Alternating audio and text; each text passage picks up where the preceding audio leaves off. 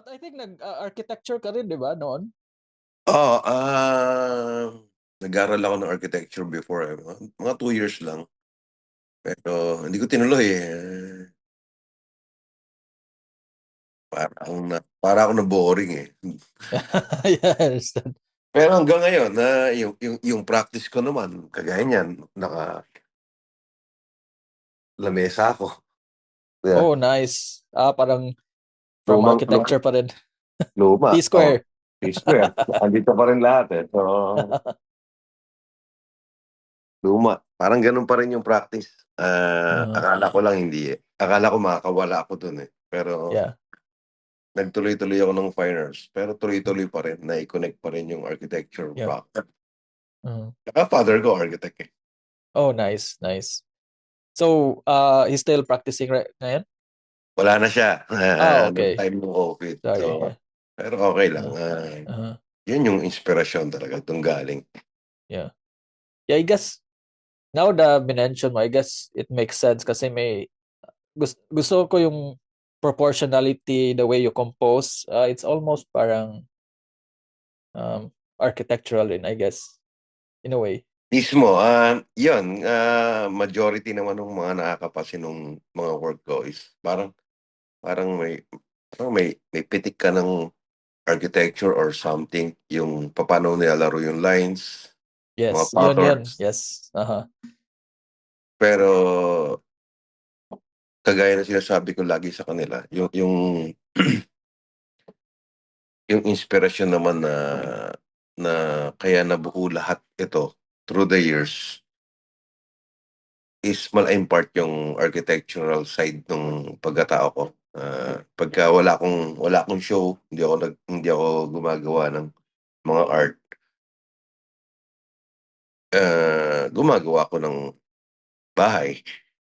Pero personal lang, yung kunwari magre-renovate ako ng isang lugar sa bahay namin, mga gano'n. So, nag-stop ako ng mga bibigyan ko ng mga 100 days yung sarili ko para gumawa lang dun sa area na yun. Right, pero yung ginagawa mo is more parang artistic or actual na talaga na tinitirhan na ano? Oo, may mga bahay na ako na nagawa ko, studio ko, ako rin gumawa nito. Kumukuha lang ako ng mga ibang tao na marunong sumunod. Pero yung process ng paggawa, same things ng process ng paggawa kung papaano ako gumagawa ng artwork, walang studies, wala ring floor plan, wala lahat. So, dinidikta ko lang, "Eto gawa tayo ng wall dito, basag tayo rito, gusto ko ganito yung finish, sundin mo lang, 'pag hindi ka sumunod, papalitan lang kita." Gusto ko lang yung sumusunod, parang gano'n. So, medyo medyo abstract din yung attack nung paggawa ng mga bahay. So, Pero na-enjoy ko siya, ayan. yeah, I'm curious kung when yung sinabi mo na yun na gibain tong certain na wall, anong basis mo? Is it more sa experience mo sa space or more parang visual na appeal or aesthetic appeal? Hindi ko siya al kasi, halimbawa may isang space na ngayon nilagyan ko ng wall kasi gusto ko siya dun, pero once na natayo yung wall na yun, parang feeling ko mas maganda siya kung giba. Parang alam mo yun, nagawa mo siya pero sinira mo ulit siya, pero hindi mo siya sinira ng buo. Parang iniiwan mo pa rin yung, "Okey lang basagin mo diyan, ta's okey lang yan yung may nakaharang na ganyan." Medyo kasi ang mas gusto ko yung mga brutalist, eh, yung attack, parang gano'n. Yeah, kagaya niyan, artist ako, pero marami akong mga collections na libro ng art, pero marami rin akong collections ng libro na pang-architecture. Nice. 'Yan, mga So, brutalist rin. So, pinapag-aralan mo 'to lahat na ang reference mo is also architecture pala talaga rin? parang gano'n, oo. Basa-basa lang, tingin-tingin, visual reading lang, parang gano'n. Oo. Yeah, pero alam mo yun, yung approach mo is something na I think important yan sa architecture but mahirap lang gawin sa actual na practice. Of course, kasi tatanungin ka ng client bakit mo ito sinira, ba't ganun. But I think it should be parang ganun na more on intuition based when you're actually nandyan ka na sa space. That's how I think na make successful rin na architecture. Like especially sa interiors.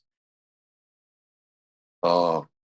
Tsaka ano yun, kung sa ibang tao mo gagawin talaga kasi mahirap din kasi unang-una magastos yun. Yeah, for sure. Oo. Oo, magastos yun. Kaya lang, yun nga yun eh. Minsan, hindi kailangan hanggang gastusan eh. Para ma-achieve mo yung isang,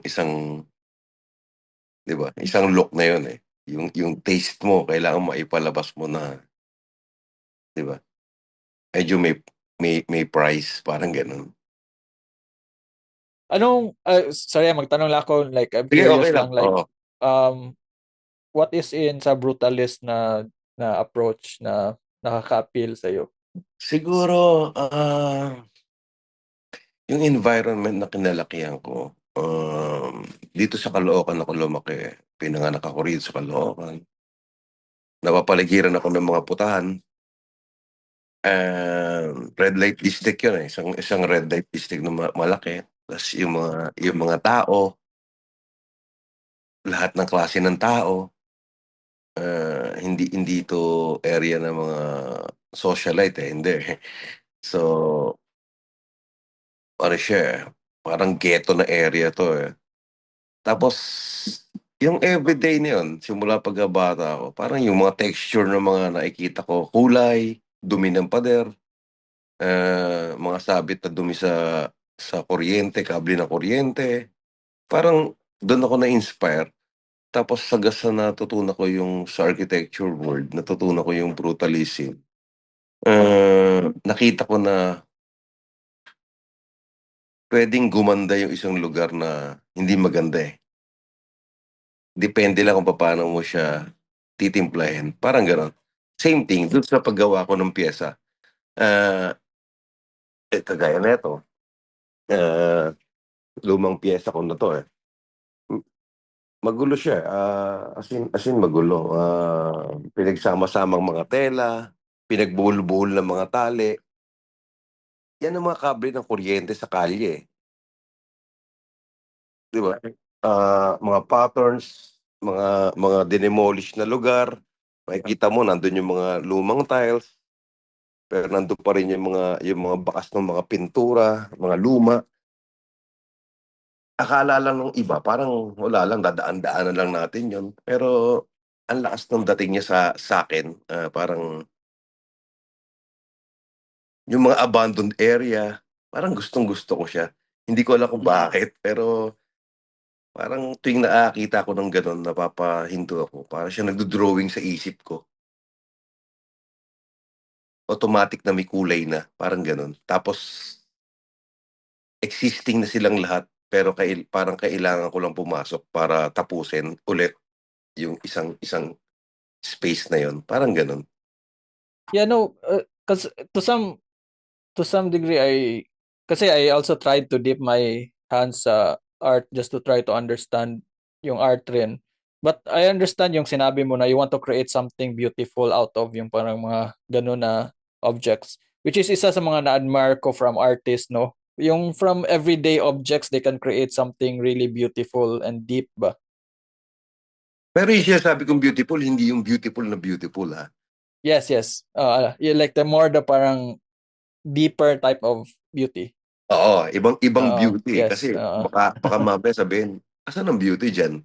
Hindi, Yeah, hindi yeah. siya pero same meaning ng Yes. beautiful, parang gano'n. Pero curious ako, do you think it's something na, well, I don't know lang para sa perspective mo, do you think it's something na even mga lay people can appreciate ba yung deeper type of beauty?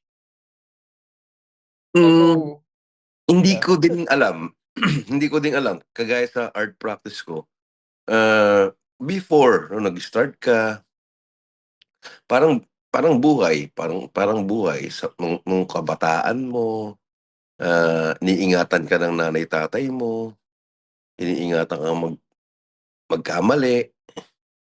Pero habang habang nagkakaedad ka, habang hinaharap mo yung totoong buhay, masarap magkamali, eh. Masarap mapaso, masarap masugatan, masarap madapa, kasi alam mo na papaano ka iiwas ulit, parang gano'n. So,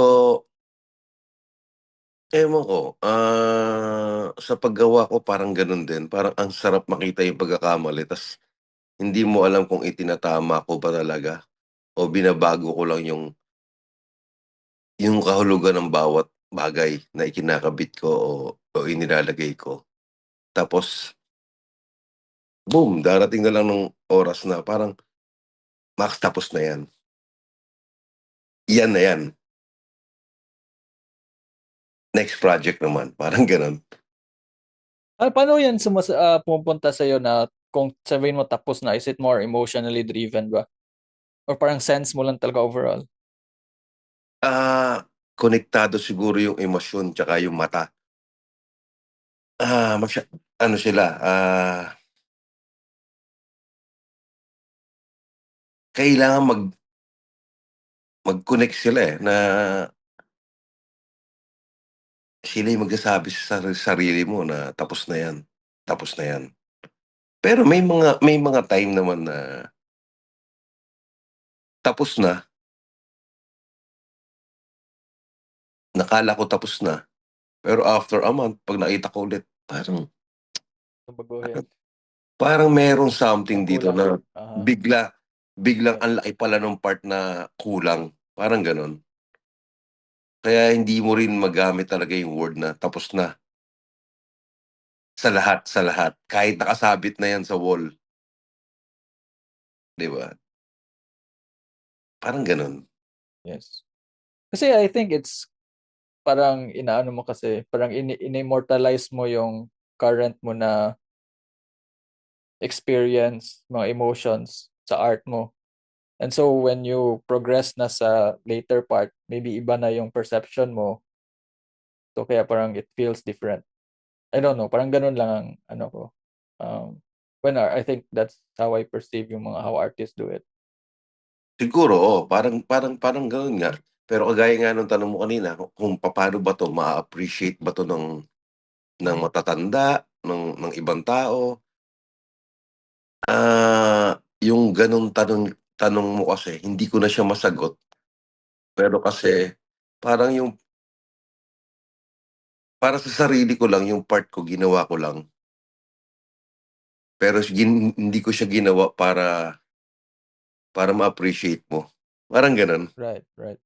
Ginawa ko siya para ma-appreciate siya ng pagkatao ko, ng puso ko, ng kaluluwa ko. Then nung natapos ko siya, na-appreciate ko siya, na-enjoy ko siya, nilabas ko na lang. Bahala na kayo kung maganda o pangit sa inyo. Bahala na kayo magkuwento, parang gano'n.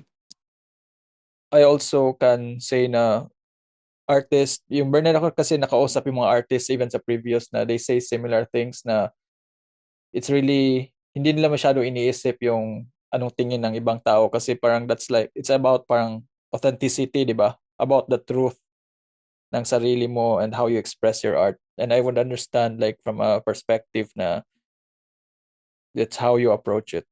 Yeah. Oo, pero kagaya nga nung sinabi ko kanina na yung paggawa mo kasi parang parang nung bata ka kung papaano ka inalagaan ng parents mo, ng mga mahal mo sa buhay sa paligid, iniingatan ka.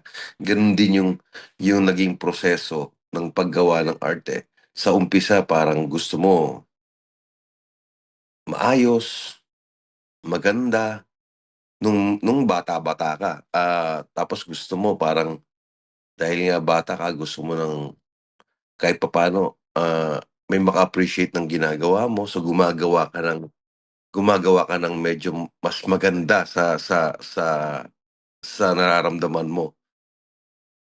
Pero dahil bata ka, kaya ginagawa mo yon, kulang ka pa sa sugat, kulang ka pa siguro sa dapa, kulang ka pa sa bagsak, and then 'pag natutunan mo na ulit, practice ka lang ng practice ng gano'n, matututunan mo na, eh. Yung same thing siya na na bago mo basagin yung isang isang bagay, bago ka maging confident na basagin yung isang bagay, alam mong buuin yung isang bagay. Parang gano'n, kailangan alam mong buuin. So yun, gano'n ako, yung practice ko nung before. Sabi niya, "Bakit yung mga old works mo parang ang linis, architectural, yung mga lines diretso kung diretso." Pero kasi experience yun, eh. So nung marami ng after all, marami na akong na-experience na hindi maganda, maganda, hindi hindi masakit, mapait, mahapde, binabago niya, eh. Ang nangyayari lang, ina-apply ko lang ulit dun sa yung proseso ko ng paggawa. So nababago din yung straight lines, minsan hindi na, pero pero yung kwento tuloy pa rin, alam mo yun? Gumaganda pa rin hanggang sa hindi mo na napapansin na mas totoo na yung ginagawa mo kasi mas wala ka ng pakialam sa ibang tao. Yeah. Masabi mo ba na, well, it's more based sa growth, na I think ang ma-infer natin is based sa growth and sa experience. Curious lang ako if masabi mo ba, so you mean to say parang every artist you think mag-gravitate talaga sa ganun na klase na, not exactly, but yung parang ganun na approach na imperfection as they progress sa career nila kasi marami silang na-experience din.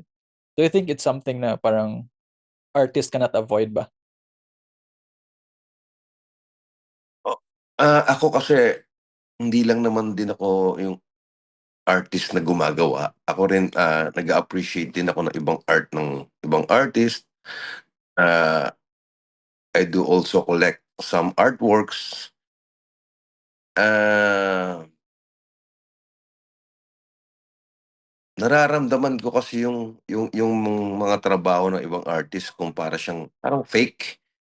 Parang ginawa niya kasi naiintindihan ko, nanggaling din ako dun, nadaanan ko din yung ganoong era. Ah, so natutuwa ako 'pag nakakita ko ng mga younger artist na mas malakas yung loob pumahid, mas malakas loob magkamali, mas transparent sila sa sa nararamdaman nila ta's lilipat nila sa canvas. Mas naiintindihan ko, mas nagiging totoo sila kasi hindi naman talaga lahat maganda. Parang may mga hindi maganda pero maganda din, parang parang gano'n. So, yun siguro, majority kung yung mga artist na mas bata magpapakatotoo, ah, malamang, mas magiging mas malaya yung piyesa, kada piyesang mapo-produce nila. Yung paggawa ng hindi para sa iba, yung paggawa na para lang sa kanila, parang gano'n dapat tingin ko, yun yung dapat na pattern na tignan nila. But is yung so na i-post mo ba, because I've seen sa yung mga post mo, anyway sa IG lang yung nakita ko, but nag-post ka ba yung earlier works mo, kasi I've seen na parang it's maybe gravitating na towards yung current na mo na approach. Hmm, social media kasi, ah, unang-una yung mga pino-post ko is yung mga personal ko lang talaga na trabaho or sometimes kapagka yung may mga past exhibit ako o mga trabaho kong kino-collect ko kasi ako, bago pagka nagpe-prepare ako ng isang show, ako din yung unang collector ng trabaho ko, eh. Really, So kung kailangan kong maglabas ng mga 8 piyesa sa isang show, gumagawa ako ng 10, parang gano'n. And then sa 10 ilalatag ko sila, ako muna yung pipili. nice. Oo, Even if sa tingin mo ito na piece, well, I think ano naman, but even if you think ito na piece ang sa tingin mo mabebenta, kinukuha mo pa rin yun for yourself. Yung, yes, oo, uh importante kasi na fan ka ng sarili mo. Para sa'kin parang parang parang na-appreciate ko yung gawa ko, pero magkaiba akong tao. Parang this time, ako naman yung viewer ng gawa ko, parang gano'n. Kaya nakukuha ko yun, eh. Minsan minsan may mga times naman na pinapakiusap ko sa gallery na nakatrabaho ko na, ah, sometimes itong 8 pieces na trabahong 'to, yung isa, "Not for sale please, kasi akin 'yan." Parang gano'n. Parang nagiging gusto ko siyang, kumpleto siya, part siya ng show, pero akin yang piyesa na 'yan. Gusto ko lang siyang din nandito para kumpleto sila, pero iuwi ko siya eventually, nice. Hindi oo. naman nagrereklamo yung mga gallery. May 'pag tinignan mo sa business side, meron konting konting ano ron, eh, magiging problema. Pero when you work in the galleries na na mga kaibigan mo na rin, naiintindihan naman siguro talaga nila. At tsaka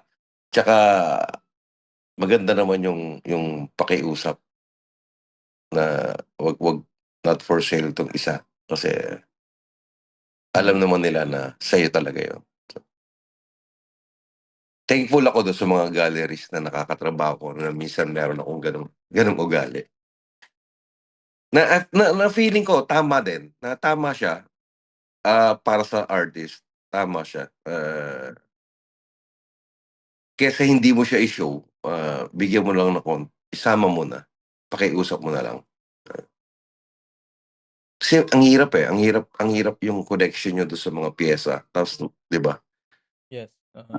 bibilhin siya ng mga collectors or mga follower mo, and then after nun, hindi ka naman everyday nasa bahay nila, 'di ba?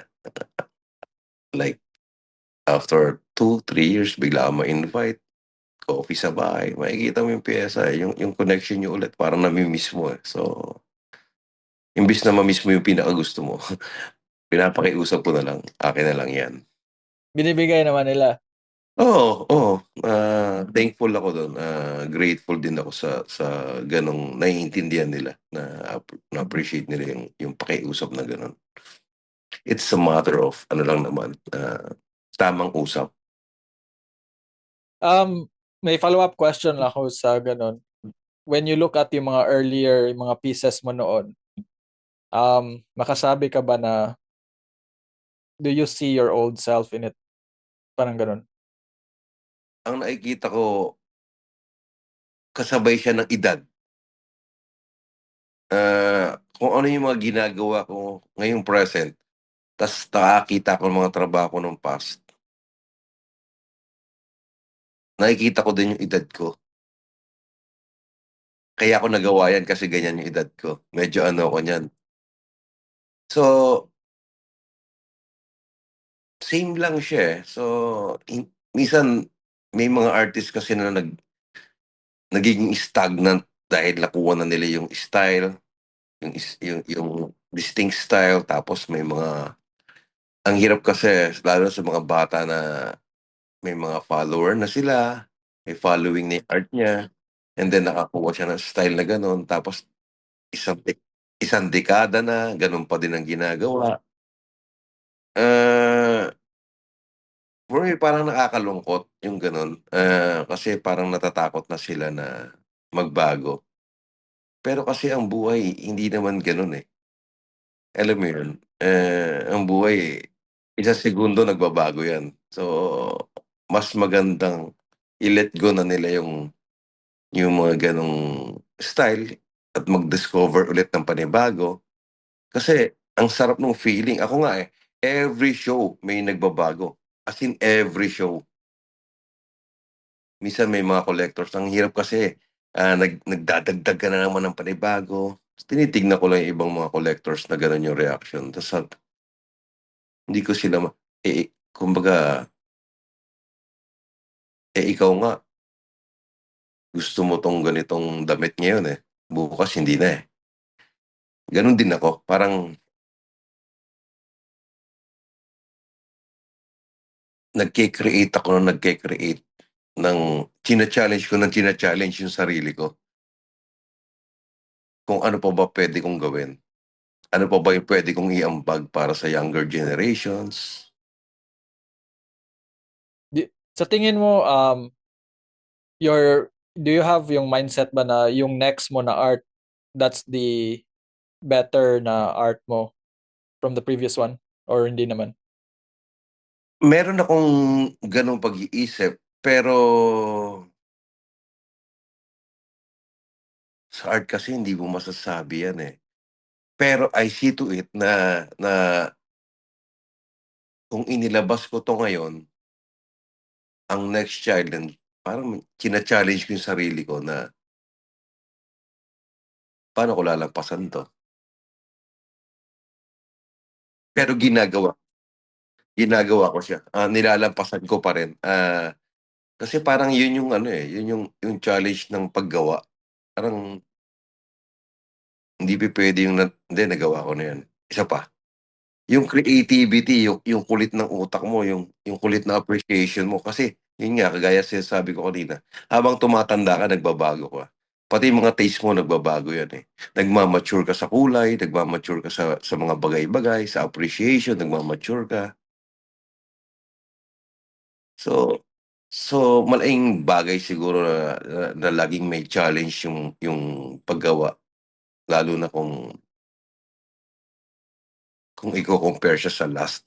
Pero ang importante, binago mo siya, dinagdagan mo siya o binawasan mo siya, ibang approach. Pero hindi naman kailangan for me, pero parang sana may maramdaman pa yung connection nung last, nung previous sa present work, parang gano'n. Kasi yung connection naman na yan hindi naman talaga mawawala yan, eh, yung string ng connection ng paggawa. Kasi ikaw na yan, eh. Guluhin mo man yung trabaho, baguhin mo man yung trabaho, yung the way yung process mo, yung practice mo, lalabas at lalabas pa rin yung connection nila dun sa previous Right, work. right. Mhm. Parang gano'n. And I'm sure meron kang mga patrons, I mean yung mga loyal sa art mo, they've been collecting your art na I guess they can see it naman when you change. They can see it naman when parang pinapalitan mo yung approach mo, they can still appreciate naman, no? Hindi naman sinasabi nila na parang ibang-iba to. Like what you said na parang may Oo, commonality pa rin. oo, naririnig ko naman din sa kanila yan na, "Ba 'to, konektado." Pero siyempre magkakaiba tayo ng taste, may mga art patron ka, may mga follower ka na mas gusto ko pa rin yung ano, Max, yung ganito.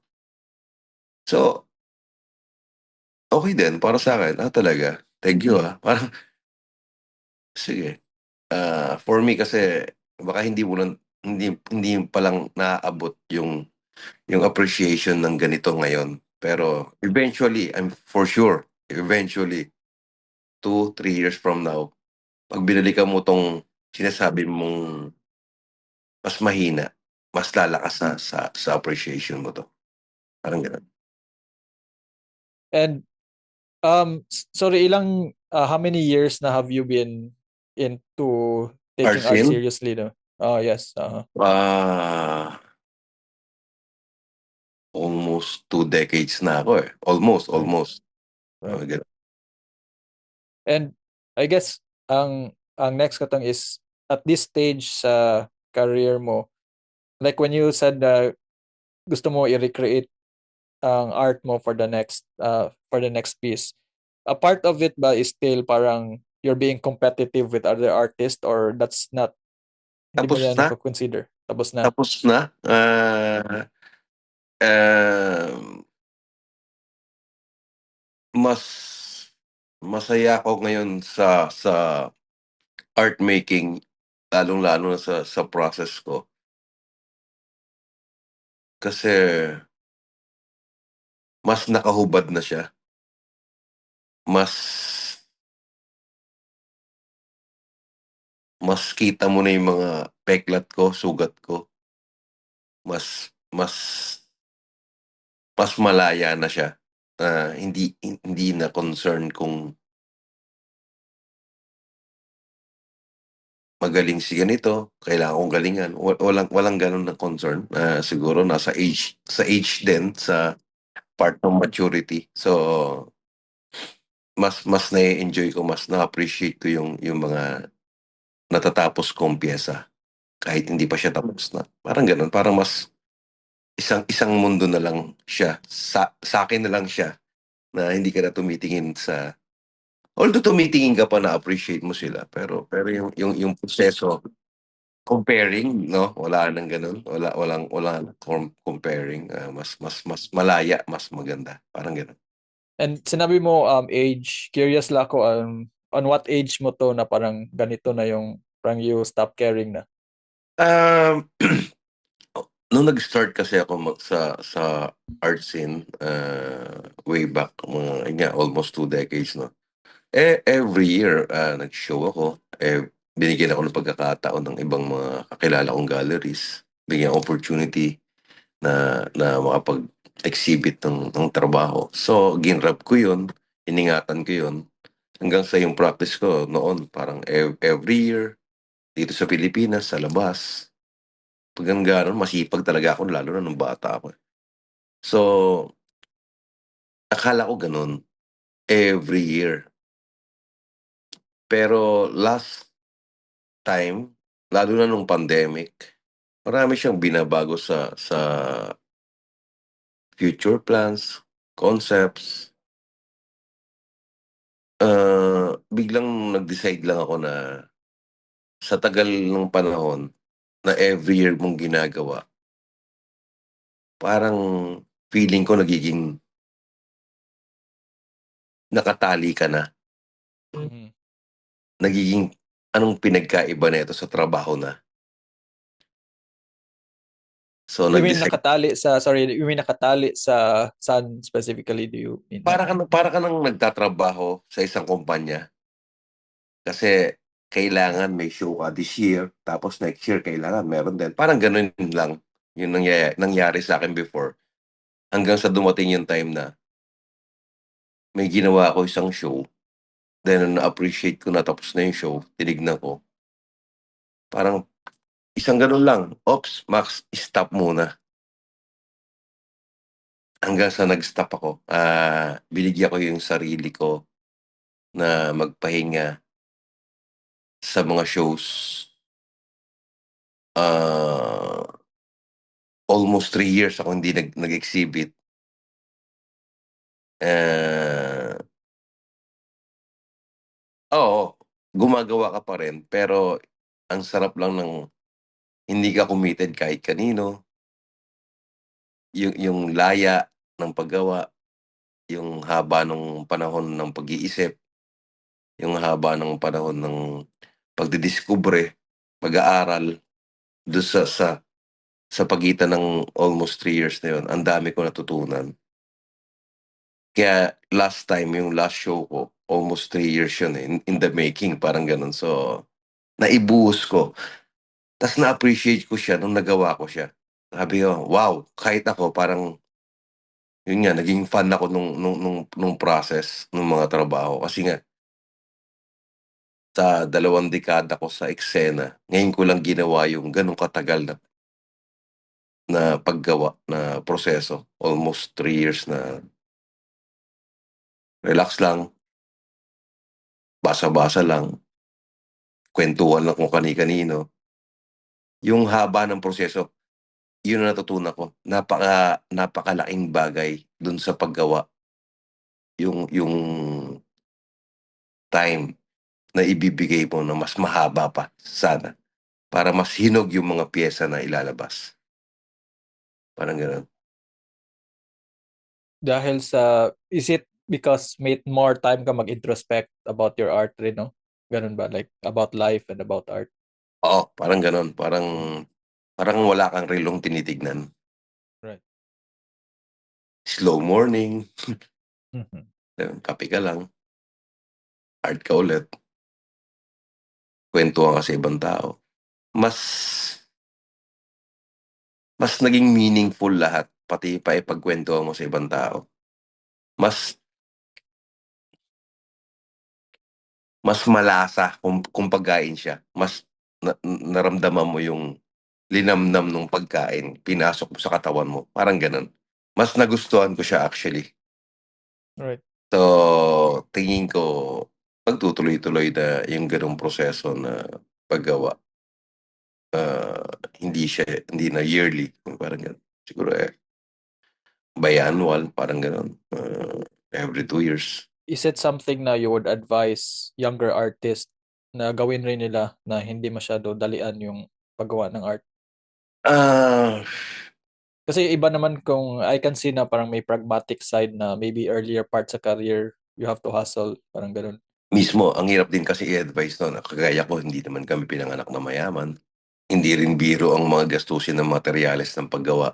So, mahirap siya i-advise na gawin. Pero ang isa sa pinaka key para magawa mo siya, siguro habang bata sila at nakakagawa sila, tapos maganda naman yung following nila, ah, kung usapang numero, nakakaipon sila, mag-ipon lang siguro sila ng mag-ipon. Malaking bagay yun, eh. Kung hindi ka naman talaga mayaman, pero gumagawa ka, mag-ipon ka lang para pagdating ng araw, kaya mo ng humindi, Mm. kaya mo ng magsalita ng no, kaya mo ng pahintuin yung oras, parang gano'n. So, para dun sa mga bata nga na hindi naman minsan majority ng buhay nila nakadepende dun sa numerong kinikita ng mga trabaho nila. Siguro dapat mag-ipon lang sila ng mag-ipon para yun nga, dumating yung araw na kaya nilang gumawa ng mas mahabang proseso. Kasi sa'kin ang problema kasi sa'kin, siguro gano'n talaga, yun nga, iba na yung appreciation, iba na yung approach, iba na yung mga materyales na ginagamit ko. Hindi din kasi hindi mga bagong materyales yung ikinakabit ko sa mga assemblage ko, alam mo yun? Mm. Kailangan niya din ng panahon. Yes. So, sa'kin nag-connect-connect lang yung timing, kagaya ng na-appreciate kong maglagay ng mga kinakalawang na pako, yung mga binaklas na tiles sa pader, ta's binibigyan ko siya ng panibagong meaning. Para silang may buhay na parang after nun nagte-thank you sila, "Salamat, natanggal kami dun sa kahoy na bulok na yun, nilipat mo kami rito." Tapos 'di ba parang parang gano'n, pero time bago nangyari, time. Tapos nagkita kami, nag-connect kami, parang gano'n. Ewan ko basta parang gano'n yung feeling, yung nararamdaman ko tuwing nakikita ko yung mga lumang bagay dun sa mga piyesa. Yeah. Kasama sa maturity ko kasi yung travel, eh. Lagi ako nasa travel.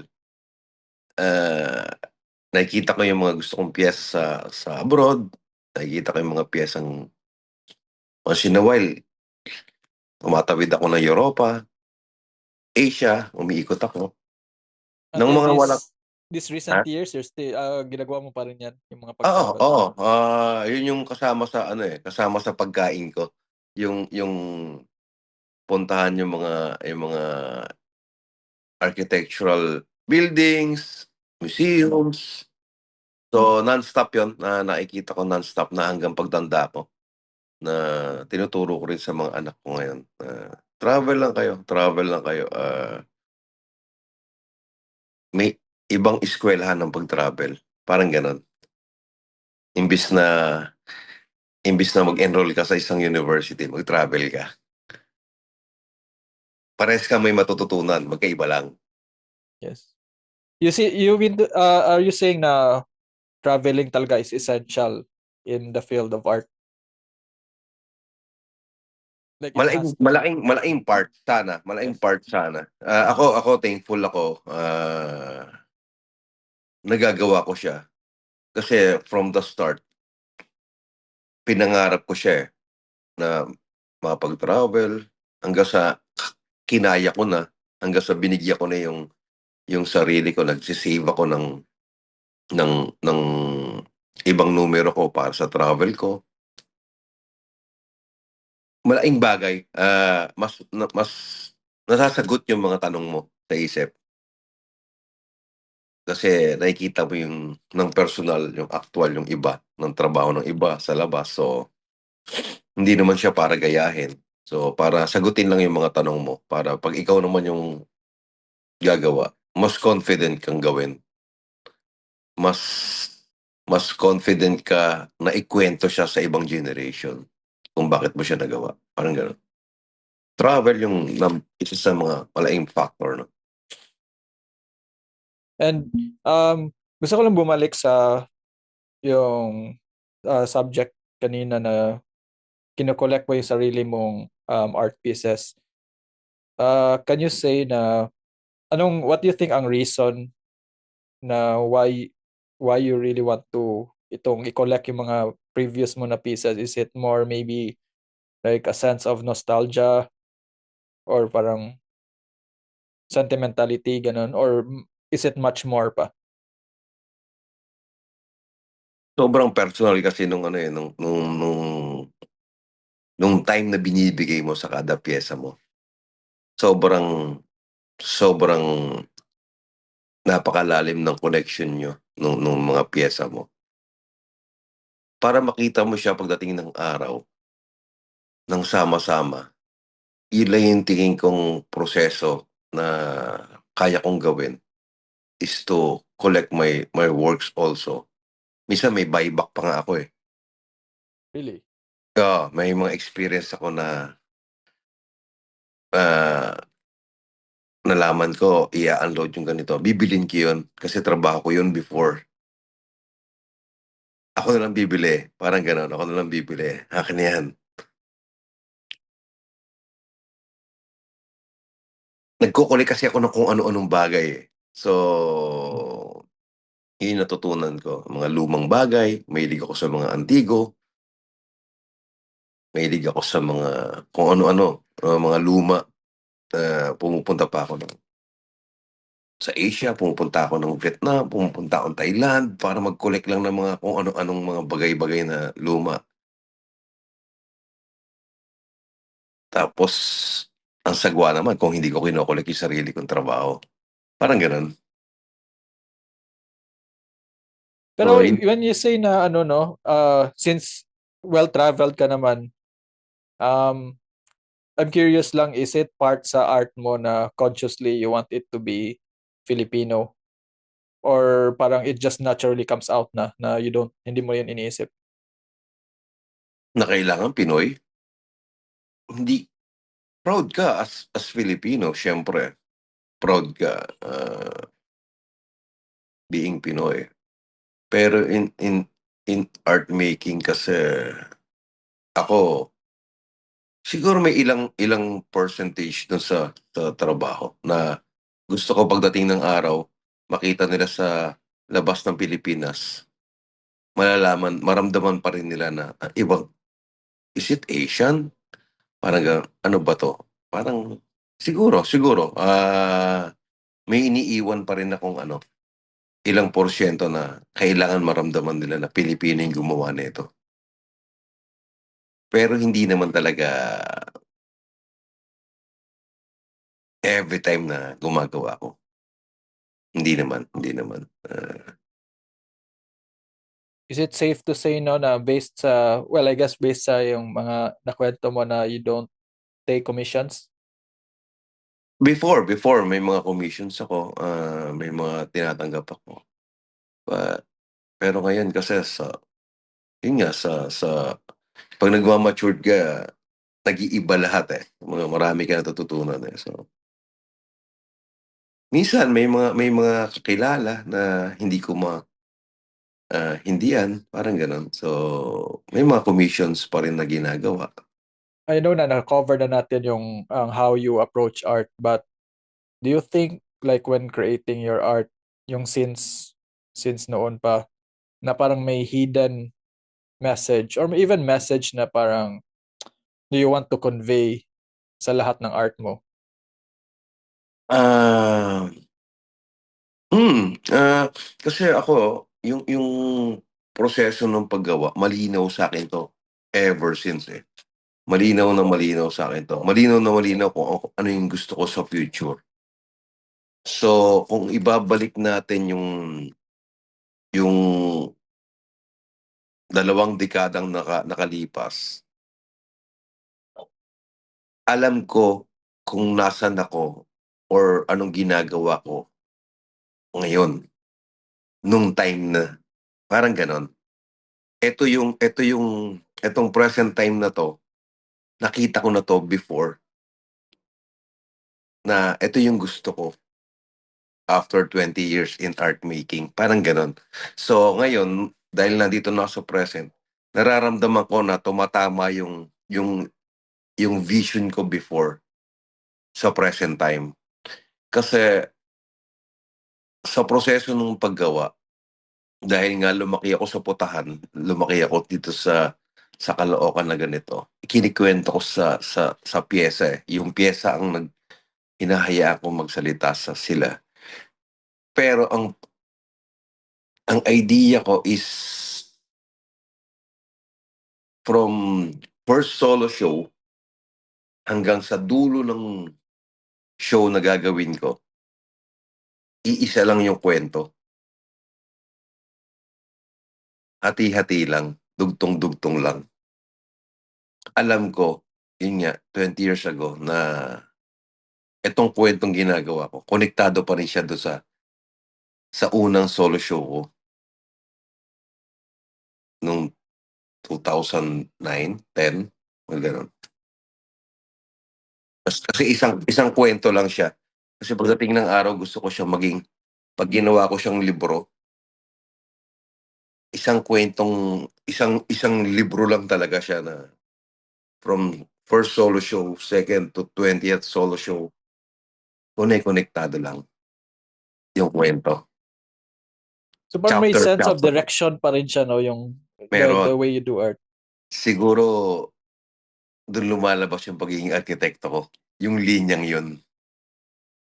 Merong linya, may linya dun, sampayan yun, eh, parang gano'n, eh. Meron ka bang mga techniques na ginagawa na parang unique sa art mo that helps you compose itong mga amazing na composition mo? May mga tao na din akong na-encounter na sinasabi nila sa'kin 'yan, na iba ka gumawa ng composition, ang galing ng hindi ko alam, hindi ko siya masagot. Lumalabas lang siguro siya naturally kasi nga lumaki ako sa gano'ng lugar. So, malaking malaking factor sa'kin 'yun na yung na-appreciate ng mata ko nung bata ako. Nagiging natural na lang pagdating sa composition ng paggawa. Parang hinihimay mo lang naman, eh, parang gano'n. Kaya nailalabas ko yung pagiging natural ko lang, hindi siya planado. Hinahayaan ko lang, Pero amazing, but because parang it seems parang beautiful yung organized siya in a chaotic way. Parang ganun. parang gano'n. Oo.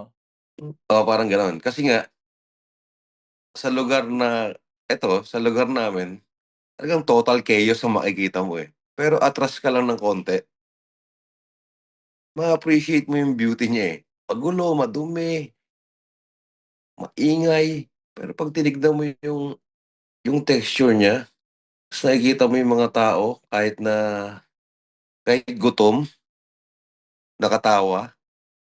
Kahit walang trabaho, nagiinuman, alam mo yun, ang saya lang tignan nila. Parang ganda ng buhay, parang hindi maganda yung lugar, pero napapaganda nung tao. yung karakter nila.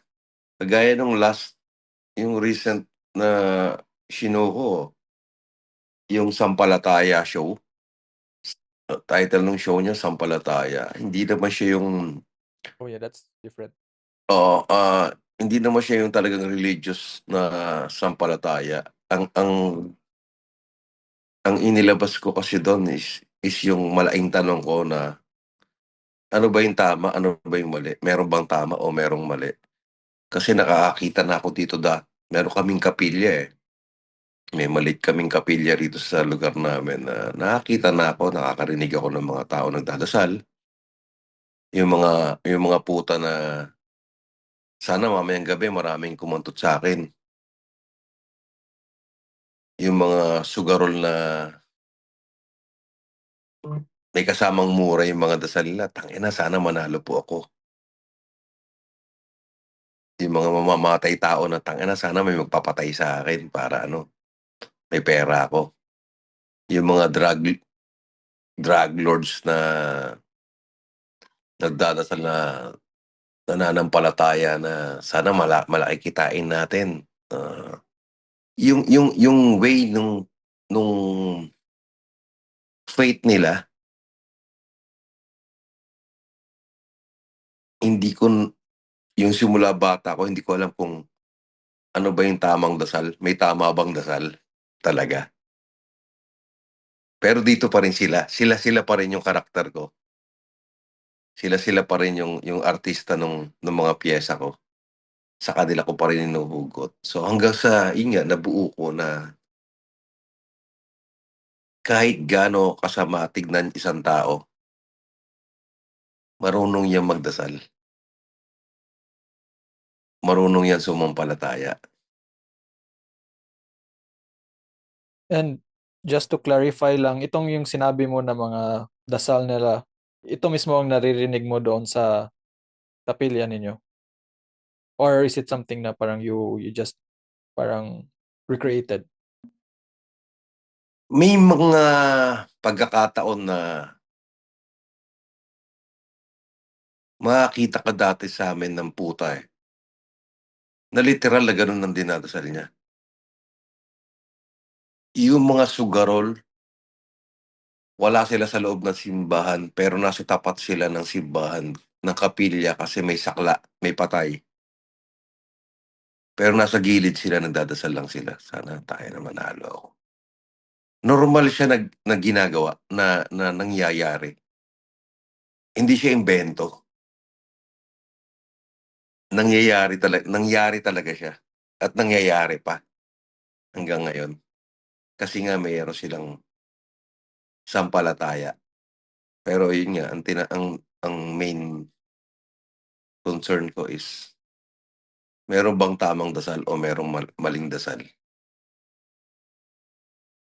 na natutunan ko doon sa show na walang maling dasal. Wala tayong pakialam sa lahat ng pinapaniwalaan nila. Kanya-kanya yan. Ang importante may pinapaniwalaan sila.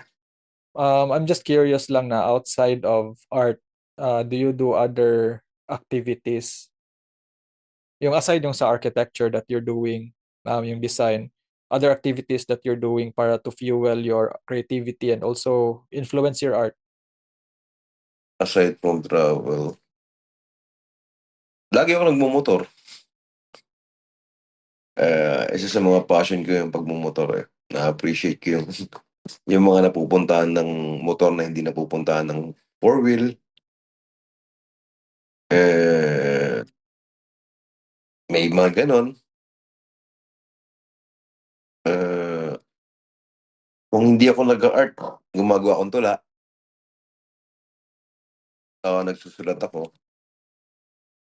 Kasi yung proseso ko, sa isang show, halimbawa, meron akong show next year.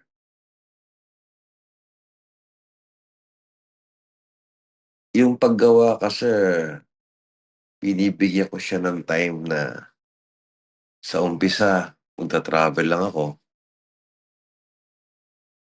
Sa susunod, makikipagkwentuhan ako ng ilang buwan. Wala akong gagawin kundi makipagkwentuhan lang. absorb lang ako ng absorb. Na-absorb ko yung mga kulay ng paligid sa umpisa, na-absorb ko lahat ng mga ng hangin, na-absorb ko yung araw, na-appreciate ko yung ulan.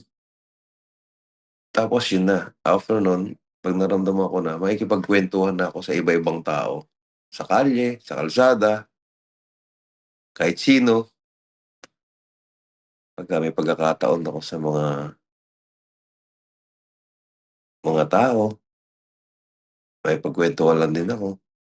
Then after that, 'pag naramdaman ko na ulit na okey na ako, okey na yung kuwento ko, okey na ako sa mga nakita ko din, sa naramdaman ko, gumagawa na ako ng sulat, nagsusulat na ako hanggang sa naiko-connect ko na yung mga puzzle from travel to kuwentuhan to paggawa ng tula o sulat hanggang sa maliit lang naman yung part ng depende, maliit lang naman yung part ng execution ng para sa trabaho na. Really, So more inspiration ang time mo. Oo, importante sa'kin yung Nice. time na yung kada dadaanan niya, hindi yung pero may mga times na gumagawa naman din ako na wala akong magawa ngayon pero nagising ako ng madaling araw, gawa nga ako. Bad mood ako ngayon, gawa nga ako. Lahat ng klase. Minsan nilalagnat ako, gumagawa ako. Kasi feeling ko hindi mo siya mababalikan, eh. Kaya kailangan mo siya ipahid o kailangan mo siyang gawin, parang gano'n. I want to ask you, Max, looking back yung sa career mo, um, apart from obviously yung creativity, no? What do you think yung parang mga traits mo na nakatulong sa iyo to propel you to what you have achieved right now? Siguro yung lakas ng loob ko simula nung bata ako. Malakas ang loob ko sa lahat ng bagay, eh. Mahilig ako sa challenge, eh, ever since, eh, nung bata ako. So, siguro sa art making, kaya wala rin akong pakialam kung ano yung kinakabit ko, yung lakas ng loob. Kasi 'pag tinitingnan ang lakas ng loob mo kasi nakikita namin sa trabaho mo, kabit mo yung ganito, wala kang pakialam, kabit mo yung ganito, wala kang pakialam.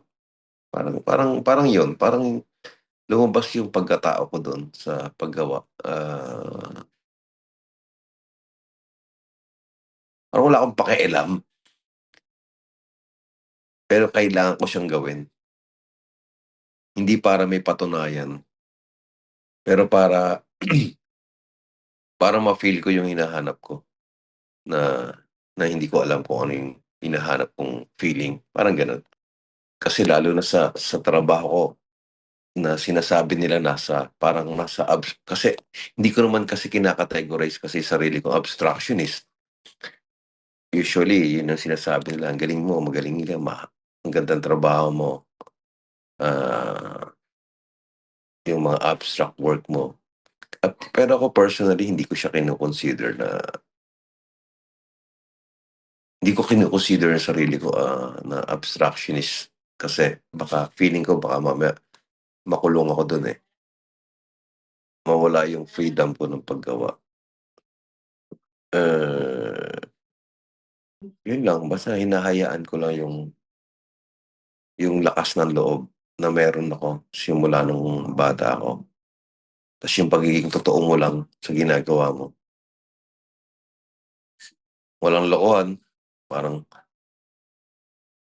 masakit kung masakit, pangit yan kung pangit yan. Parang diretso lang, prangka lang, parang gano'n, yung karakter na gano'n. Yun yung malaking bagay na pagkatao ko na nailalatag ko dun sa mga piyesa. Siguro gano'n, yung pagiging totoo ko lang. And gusto ko lang um, with your experience na ngayon, Max, what do you can you say na mga struggles mo pa rin as an artist? Hin Hindi ko alam kung gumraduate na ako dun. Nung bata ako, siyempre dadaanan mo 'yan, pero dahil nga nagma-mature ka na, hindi ko na gaanong makita yung struggle na kagaya ng before.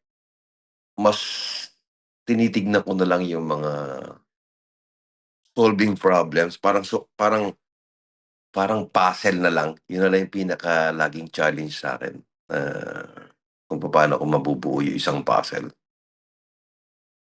Can you elaborate more on anong aspect ng Yung trabaho kasi, yung mga piyesa kasi na ginagawa ko, wala nga siyang studies, walang plano. So yung yung proseso ng paggawa, same thing ng paggawa ng puzzle. Parang bago ko siya matapos kailangan na-connect ko lahat ng dots na hinahanap ng pakiramdam ko dun sa piyesa. Parang yun na yung nagiging challenge, eh. Challenge nung from blank canvas to matatapos siya, gano'n na pala siya kakapal. Alam mo yun, unplanned lahat, pero nabuo ko yung feeling, yung puzzle. Feeling ko nabuo ko yung puzzle, yung mga tanong nasagot ko, parang gano'n.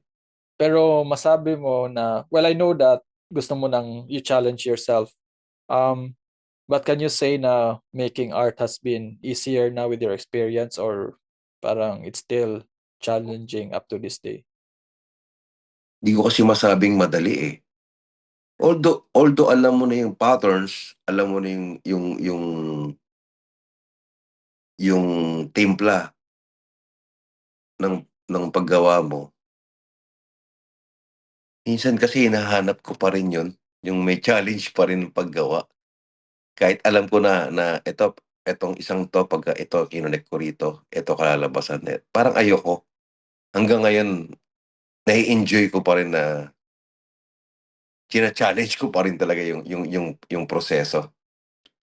Hindi, tingnan pa natin yung ibang anggulo, hindi ikutin pa natin 'to, hindi tanggalin natin isa, palit ko 'to. Parang mahirap yung paggawa pero na-e-enjoy ko siya. Mahirap na madali.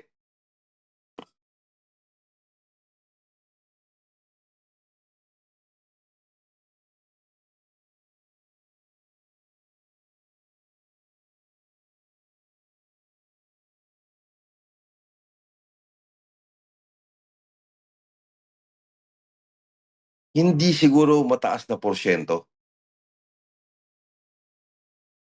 yung frustration, meron siguro pero naniniwala kasi ako kaya kong i-solve yun, eh. Sa umpisa lang, parang buhay lang yan, sa umpisa lang yung frustration mararamdaman mo.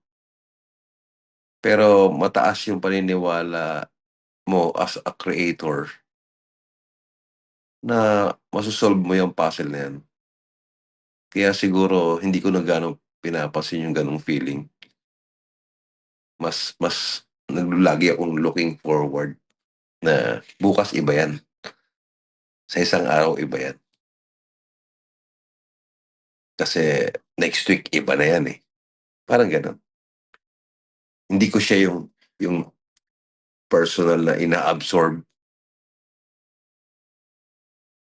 hindi parang sa buhay ko, hindi naman ako nag-a-absorb ng problema, eh.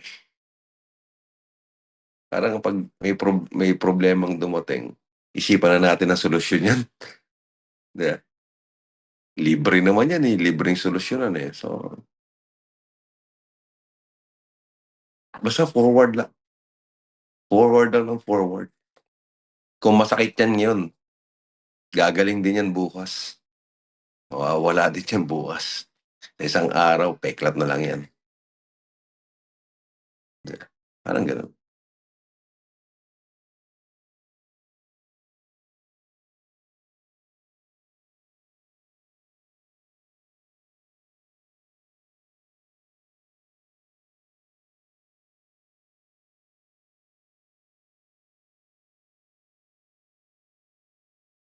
Hindi, ako everytime na meron akong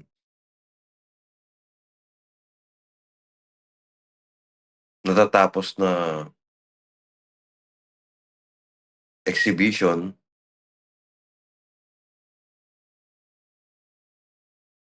yung susunod lagi kong kinukuha yung pakiramdam na nasa isip ko lagi ako nagsisimula pa lang. Kumbaga wala akong ano, wala akong kalma, parang relax ka kasi susundan mo na talaga hindi ba, parang gusto ko yung feeling ko lagi, yung feeling na nagsisimula ako. So yung direction na gusto ko pagdating ng araw, sa ngayon hindi pa siya malinaw, pero willing akong harapin lahat ng mga challenges na nasa harapan ko. Kasi ang hirap naman kung 'di ba, nakikita ko na malinaw sa'kin na yan yung gusto ko. Right. Parang ini-enjoy ko lang every moment na meron yung present time. Yung sa future, feeling ko naman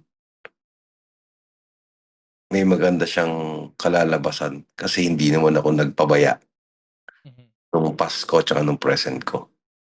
Right. So excited din ako. Wala sa vision ko, hindi ko nakikita kung ano yung direction sa future, pero excited din akong mapuntahan yung future na direction na yun. Gusto ko ma-surprise. Hindi ko siya iniisip talaga na dating ng araw gusto ko ganyan ako kalaki, pagdating ng araw hindi, gusto ko nasu-surprise ako. Ini-enjoy ko lang yung present time. Have you considered ba na doing, because nakita ko yung art mo, I think you gumawa ka na parang maliit na bahay, parang shack lang siya, and you did it parang in an abstract way, which I'm a fan of, like how paano mo yun ginawa. Maybe just question lang, maybe is it something na consider mo na gumawa ng parang houses na done in a really artistic na parang expression way? Which one? Alin dun nung sinasabi mong I think parang maliit lang siya, na one story lang siya, na ano, na parang bahay. Mhm. ah, meron kasing time before na tumira ako sa Zambales, north north ng Luzon. Dagat siya, beach area. Nagustuhan ko yung vibe hanggang sa nag-decide ako. Kasi hindi ako nagpaplano talaga. Alam mo yun, kagaya ng haba ng kwentuhan natin. Gusto ko nasu-surprise lang ako. Wala talaga akong plano sa buhay. Hindi ako nagpaplano-plano. Hindi ako naniniwala do'n sa basta ako everyday life ko, everyday lang. Kung ano yung darating bukas, darating yung bukas. Gusto ko mag-travel bukas, magta-travel ako bukas. Ayoko na dito, lilipat na ako, bibili akong ticket on the spot. Parang gano'n. Pero yung time na yun, nakita ko yung lugar, Zambales. Nakita ko yung sunrise, nakita ko yung sunset lalo, nakita ko yung dagat. Bigla ako nag-decide mag-stay. May gagawin akong show that time. Bigla rin ako nag-decide na hindi, dito ko gagawin. So nag-rent ako ng isang lugar, isang resort doon. Nakilala ko sila, pinagbigyan ako sa isang space. Sabi ko, mag-rent ako sa resort niyo pero bigay mo sa'kin yung space na sulok na yan, gagawa ako ng bahay. Pero yung bahay na ginawa kong yun, ginawa kong studio, maliit na studio. Then nung natapos ko yung mga piyesa ko dun sa studio na ginawa ko sa Zambales, isinama ko yung paggawa ko ng bahay na yun, isinama ko dun sa show. Tinahi ko yung mga tela, pinagsama-sama ko yung mga lubid, bumuo ako ng ano, para pati yung viewer ko maintindihan na dinala ko na rin pati sa inyo 'to, yung kwento para makita niyo na rin, maramdaman niyo. Curious lang ako yung when you say na you go through life na unplanned, you live in the moment. Has it always been ganun sa yung perspective mo?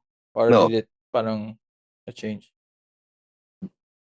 nag-start yan noong 2004, I think, 5, 2000, 20 years ago, I think, yeah, 2005. Oo. Ah, lagi ako nagpaplano, eh. Lagi plano, plano, plano. Pero 'pag hindi mo nagawa yung isang plano mo, nafu-frustrate ka, eh. Ang dami kong plano na hindi nangyari that time. Hanggang sa isang aksidente nasaksak ako, brother. May isa akong event na nasaksak ako. Ano, event sa art event? No, no, hindi pa ako full-time nito, eh. Meron Mhm. akong business before na nung nagninegosyo ako dahil financially stable ka naman, so ang dami kong pinlano. Ah, 20, I think 27 years old ako nun, oo, 27. Pinlano kong dalhin yung anak ko sa Cebu.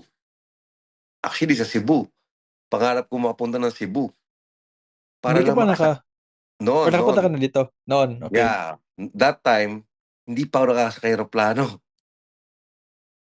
May negosyo ako nun, sabi ko pupunta ako kahit sa Cebu lang kasi may Cebu Pacific na that time.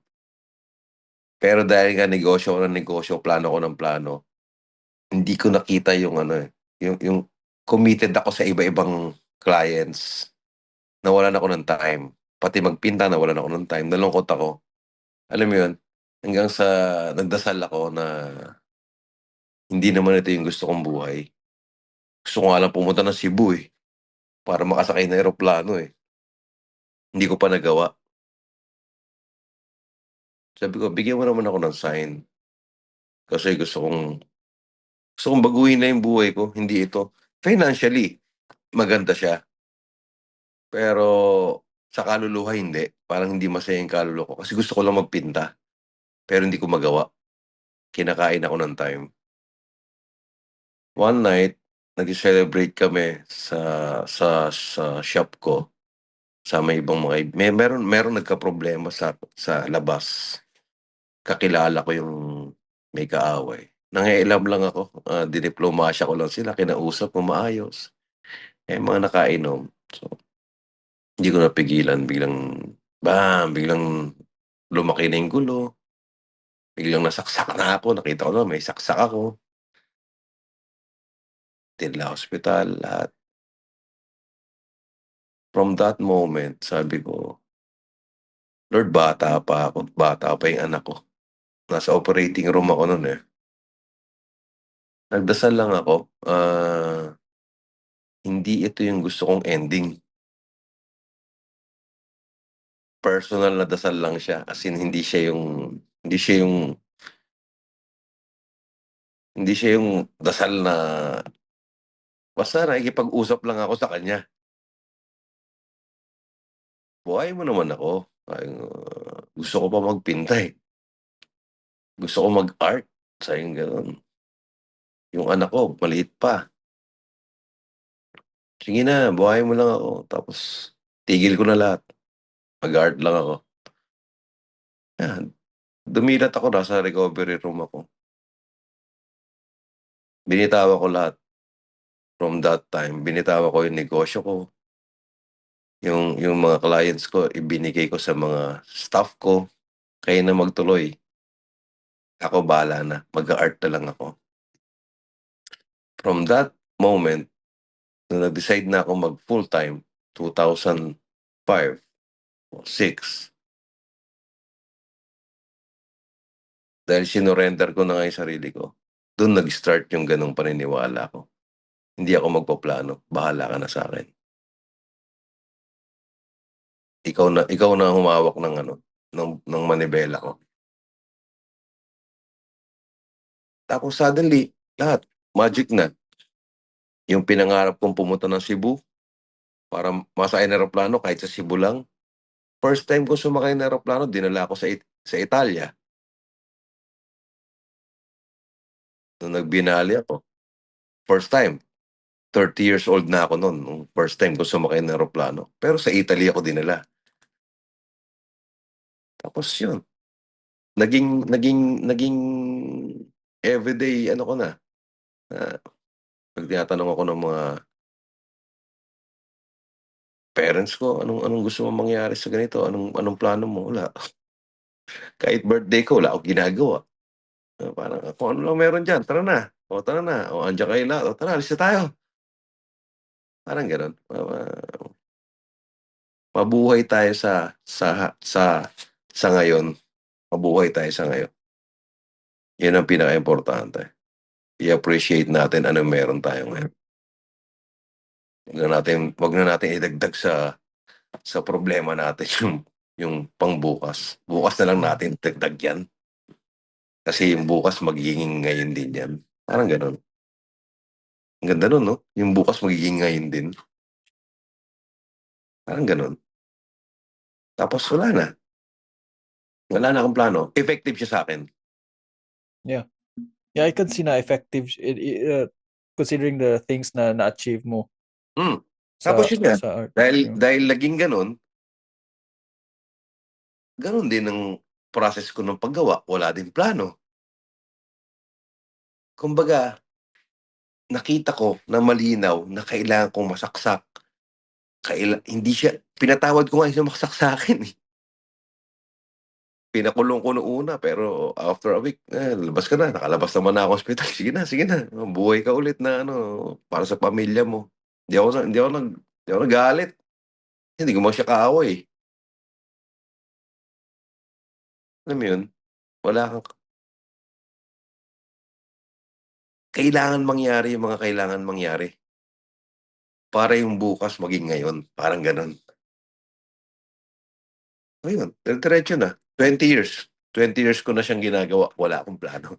Kaya lahat ng Nice. mga kaibigan ko, mga mahal ko sa buhay, alam nila, naku, mahirap kasama 'yan 'pag sumama ka diyan, yayain ka niyan ni Max ng ano, ng magdadagat kayo, eh. Overnight lang, naku, yung overnight 1 linggo 'yan. Kasi tatawid pa 'yan sa kabila, pupunta pa 'yan sa ganito, gano'n. Na-enjoy ko siya.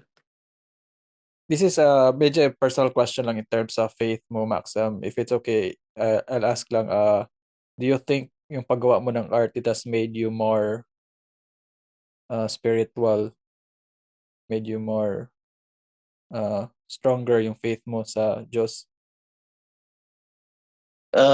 Yung faith ko naman sa Diyos, hindi ko nga alam kung sinong Diyos, eh, actually. Hindi naman ako particular kasi hindi mo natin alam kung si Jesus Christ 'yan o ano, hindi, eh. Basta ako naniniwala lang ako sa pinapaniwalaan ko na meron, pero hindi clear kung sino, parang gano'n. Pero ang importante sa'kin, kagaya nga nung nabanggit ko yung show ko nung importante nakikita ko sa tao na may pinapaniwalaan siya. Pero sa'kin hindi siya yung pinapaniwalaan ko ilabas mo yung religion. Wala kasi ako ng pinanganak akong Katoliko, nag-convert ako ng Christian, tapos ngayon kino-consider ko yung sarili ko na wala akong religion, pero yung faith ko meron. So, yung yung tanong mo na konektado ba yung faith ko sa paggawa ko, siguro, pero mas more on concern ako sa mga tao sa paligid ko. Mas sila yung kwento do sa mga piyesa ko, kasabay nung faith ko.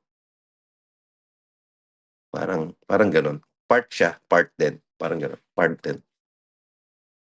And can you say na nag-start itong ganito na um, view mo sa faith since yung incident na yung na hospital ka? No, nung kasi nga yung kinukuwento ko sa'yo may kapilya sa lugar namin, Mhm. pinatayo yun ng lola ko. So, nung bata ako, sakristan ako dun, sa eskinita na yun. Lumaki ako sa lola na maraming rebulto sa bahay. Lumaki ako dun sa lola ko na ang kaibigan niya, mga pare. So, wala akong magawa. Nung bata ako, kailangan ko magsilbi doon sa simbahan, sa kapilya. Pero para sa baon. Kasi hindi niya ako bibigyan ng baon ng 1 linggo pag hindi ako nagsakristan. Parang ganun. Yun ang kinalakihan ko, yung kulit lang na utak ko. Sige na nga, di ba? Sige na nga, pumunta na nga ako kay father. Kasi kahit anong puyat ko, hindi ako gumising, wala akong baon. Sayang naman yung 150 o 100 ko sa 1 linggo nung time na yun. So, yun ang kinalakihan ko. Tapos, kailangan nagdadasal ka. Sige na nga, dadasal ako. Kasi pag after na magdasal, bibigyan ako 50 na itong lola ko eh. Parang ganun. So, doon ako lumaki. Tapos, nung tumatanda ako, nagbabago yung paniniwala ko. Ano ba talaga? Parang, parang ever since, tanong lang lagi siya. Kasi nga, hanggang ngayon nga, hindi ko alam mag-grocery. Kahit sa kristan ako. Alam mo yun? Pero, na-enjoy ko yung meron akong pinaniniwalaan. Hindi ko alam kung sino. Pero, meron. Kaya nung bata pa lang ako, meron ng ganyan. Sinasagot lang siya ng mga piyesa ko ngayon. Yung mga tanong ko. Doon lang sa mga piyesa ngayon. After 4 decades na tanong, ngayon malinaw na nasasagot dahan-dahan. Ganun lang. Sorry minsan pag nagsasalita ako, sana naiintindihan mo. Ganito No, no, talaga ako eh. hindi, Ah, actually naiintindihan ko yung lahat na kinukuwento mo. Ah, Kasi baka well, mamaya just minsan like nawi-weirduhan ka sa akin eh, o ano eh. Kasi minsan may no, kausap ako na parang, ay na Max, no, ba't not ganyan? no, Hindi no, direct, hindi ako not direct at all. sumagot eh. I prefer na ganito mga deep talks talaga. In fact, that's what I want to promote rin sa itong platform na to. Hindi lang yung parang, alam mo na, yung mga surface lang na, ano. Buti na lang nagtawagan tayo, no? Mm. Yeah, kasi yun rin lang na, Kasi iniisip ko, ano, sa mga tanong mo sa email, sabi ko, pag tinype ko to, ang tagal. ang tagal, ang Pangalawa, haba. Mm. pangalawa, English to. Tagalog sasagot ko rito. Hindi naman magaling mag-English. Sabi ko, nahihirapan pa ako. Oh. Tawagan ko na nga lang. Usap na lang kami. Yeah. Kasi nung Kasi, una, yeah. akala ko foreigner ka. Hindi, Kaya tinanong ko, taga-Pilipinas ka ba? Kasi Hindi nakikita kasi ko, taga Cebu, so naisip ko rin at least itong podcast para makarelate rin hindi lang yung lahat na mga Pinoy tapos even yung mga ibang lahi at least makaano sila kung English at although nagtatagalog kami dito sa bahay kasi yung parents ko hindi naman taga Luzon talaga pero medyo hindi siya yung fluent na Tagalog. Uh, how many exhibits na have you done since nung before? hindi ko siya binibilang, pero parang 20 plus na. Nice. Wow, ha? So, Check, local check. and international. No, local and check ko. Check ko. Hindi ko siya talaga binibilang eh. Kasi Yeah. nag-stop na ako mag-count eh. 1, 2, 3, 4, 5. 22 na pala. 23. Mga ganun. Meron kang upcoming? Ano ka na dito sa Cebu? Before, meron akong group show dyan. Na-invite ako ng Art Cube, something. Cube Gallery. Yes. Sorry. Cube Gallery. Tapos, kasi kaibigan ko yung isang, may kaibigan akong prof sa UP dyan eh. Si Sio Montera. Actually, na-interview yun namin sa kabilang podcast. Yeah. Ayun, Correct. kaibigan ko yun si Sio. May mga, Yes. Pero it's good no na kahit walang plano, it all parang worked well for you in all oo, aspects, even sa art, I assume sa even financially.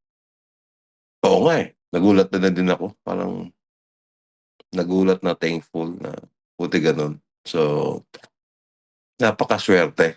Napakaswerte ko na nabigyan ng gano'ng klaseng buhay.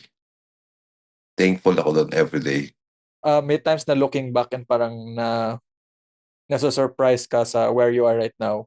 Oo naman, hindi ko naman din expect na napakakulit ko lang tao, napakakulit ko lang na bata sa kalye, 'di ba? Di ko nga alam maiikot ko mundo, eh. Alam mo 'yun, meron akong mga picture na nakahiga na parang natutulog. Meron akong gano'ng docu, na picture na kada bansang pinupuntahan ko, kada spot na ginagawa ko na siya since nung unang tapa ko sa Italia. Tapos sa lahat ng mga bansa na pupuntahan ko, ginagawa ko na siya. Tinatanong lang ako ng iba, "Bakit ka ba pakuha ng pakuha na parang natutulog? Nakahiga lagi sa ilalim ng Eiffel Tower, nakahiga ka sa Vatican, nakahiga ka sa Piccadilly, 'di ba? Sa Big Ben, kasi hindi ko siya in-expect na mangyayari sa buhay ko. So, parang feeling ko gumagawa lang ako ng parang thank you, thank you message na nananaginip ako ng gising. Na-experience ko managinip ng gising. That's nice. Hindi ko siya pinlano, pero napadpad ako dito. Natutulog lang ako sa Caloocan, sa kalye ng Caloocan, 'di ba? Hindi ko na ano, hindi ko in-expect talaga na puwedeng mangyari sa'kin 'to. Kasi 3 years old yung anak ko before ako masaksak, pinoproblema ko kinder siya nun, pinoproblema ko yung schooling, eh. Paano ko pag-aaralin 'to? Saan ako kukuha ng pera para pag-aralin 'to? 'Di ba? Dumating ang time na before nagkasakit siya sa ospital, nangutang ako sa mga iba-ibang tao.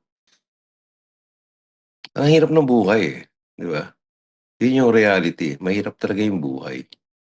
Lalo na kung 'di mo alam pa yung gusto mong gawin. Pero dumating nga, binigyan ako ng pagkakataon na ganito na kahit papaano financially nakakayanan mo na, nakakapagdesisyon ka na. Thankful ako dun, surprised and thankful. Parang salamat dun sa buhay na meron ako, parang gano'n. Ah, kung darating ang araw mawawala ako sa mundo, bibigyan ako pagkakataon, sana ganito pa rin. Simple lang, parang simple lang yung buhay ko, hindi naman ako ano, simple lang pero Yeah. And I think it's inspiration rin yan sa mga like aspiring artists, no? Na like how can you use art para ma-elevate mo yung sarili mo sa ano.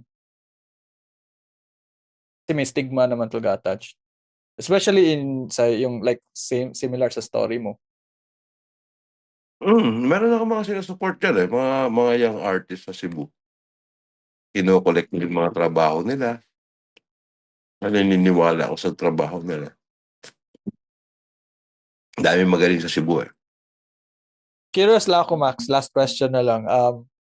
You think sa ganito na, I mean, based sa experience mo no, sa ganito na approach mo, can you say na yung kapag may dumadating sa'yo na problema, parang hindi ka na parang tumataba ng masyado sa'yo? Parang gano'n. Parang oo, parang hindi ko gaano siya iintayin.